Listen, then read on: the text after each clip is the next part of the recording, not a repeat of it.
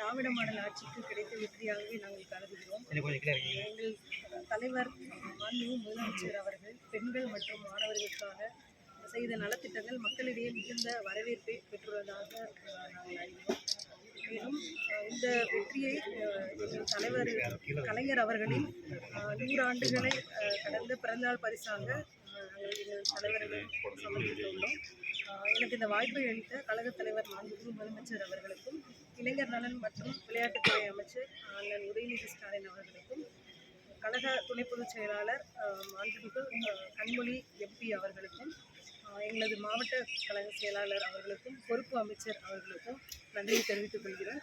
மேலும் எனது வெற்றிக்காக உழைத்த கழக நிர்வாகிகளுக்கும், கழக உடன்பிறப்புகளுக்கும், தோழமை கட்சி நிர்வாகிகளுக்கும், தோழமை கட்சி தோழர்களுக்கும், பத்திரிகை மற்றும் ஊடகத்துறை நண்பர்களுக்கும் எனது நன்றியை தெரிவித்துக் கொள்கிறேன்.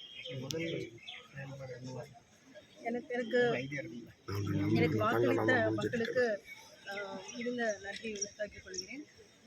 எனது தொகுதி மக்களின் அடிப்படை தேவைகளை அறிந்து அவர்கள் கோரிக்கைகளை ஏற்று அவர்களது கோரிக்கையை நிறைவேற்ற என்னால் ஆன முழு முயற்சிகளையும் மேற்கொள்வேன் என்று உறுதி கூறிக்கொள்கிறேன். கிட்டத்தட்ட 2 தலைவர்கள் கட்சி தலைவர்களை எதிர்த்து போட்டி போட்டிருக்கு. 2 லட்சம் வாக்குகள் வித்தியாசத்தில் வச்சு இருக்கு.